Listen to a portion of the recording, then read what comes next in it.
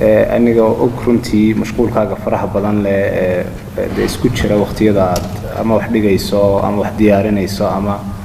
Sheekh Maxamuud waqtiga uu firaaqo helo muxuu ugu jecel yahay inuu qabto wallahi horta waqtiga aan firaaqada helo waxaan ugu jecelay inaan wardiyo inta badan aan tasbiixsado arintana waxa aad igu dhaliyay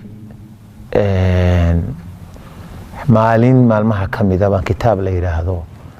anoo kitaab aqeeda akhriya oo diyaariya ba kitaabadan wax ka diyaarin jiray waxa kamid ah kitaab la yiraahdo al-ulu lil-ali al-ghaffar Shamsuddin al-Dhahabi ba iskale Sheekh Albani wuu ikhtisaari mukhtasar al-ulu lil-ali al-ghaffar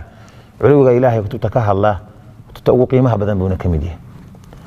ba ahadiistii aan akhrinay waxaan ku arkay xadiis la yaab leh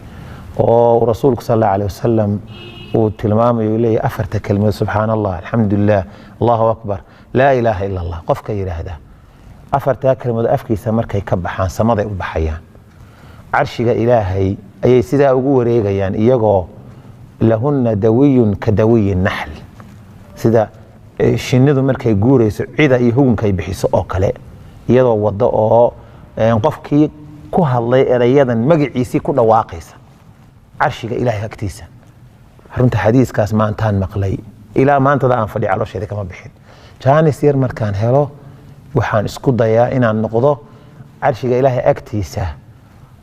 kalimaadkaas cida ay magaciisa sheegayaan aan tasbiixsado oo inta badan heeraha iyo ciyaalka iyo dadka waan u sheegaa marka waxa aan aad u jeclaan tasbiixsado waqtigaan firaaqada hela kooban inaan dacwada ka shaqeeyo ama cid baahan caawiyo ama cid maxaan ku yiraahdaa bugta soo booqdo ama xaafada hadaan u faa'iideyn karo u faa'iideeyo hadii ama meel aan u dhaqaaqo oo jaanisku iga saamaxayna inaan iska tasbiixsadaan jecelahay oo aan xadiiska inta badan dabaqdaan jecel insha Allah